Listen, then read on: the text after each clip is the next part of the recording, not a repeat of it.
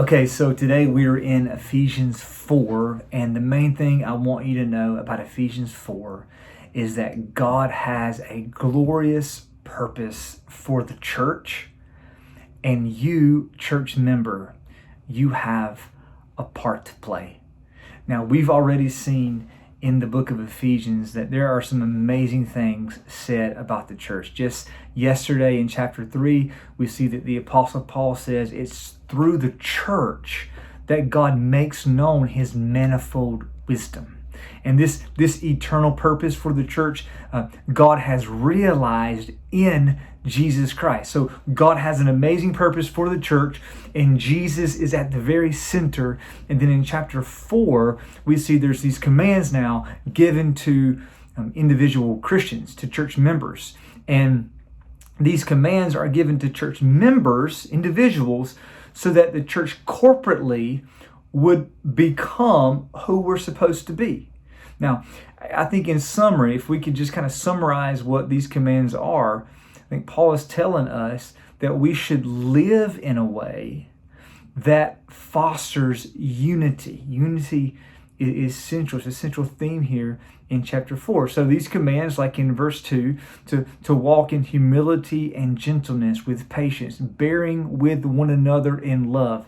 These are things if you think about it, these are things that foster unity. Same thing in verses 25 to 32. These are characteristics that promote the unity of the church. Now, what effect does that have? Like, what happens if the church is walking together, living in this kind of unity? Well, I think that's what we see in verses 15 to 16. The church grows. When individual members of the church are walking with this kind of character, walking in this manner, which is worthy of their calling as church members, it means the church corporately matures and grows. That's what we see in verses 15 and 16.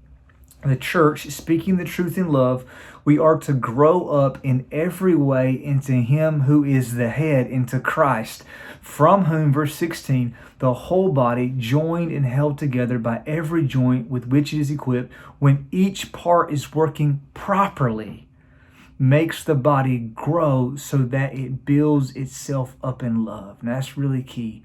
When each part is working properly, every part, not just the pastors, which we see in verses 10 and 11. Pastors and teachers or pastor-teacher, that is a role, a gift given to the church to equip the saints for the work of ministry so that the church would grow and build herself up in love. And that's what we see here in verse 16. When each part is working properly, when each church member is pursuing Christ's likeness and walking in these characteristics in this manner that is worthy of their calling, when every individual member is doing that corporately, then the church grows, or one way to say it, the church deepens in her maturity, deepens in the Christ likeness to which we are called as individuals and also as a corporate body.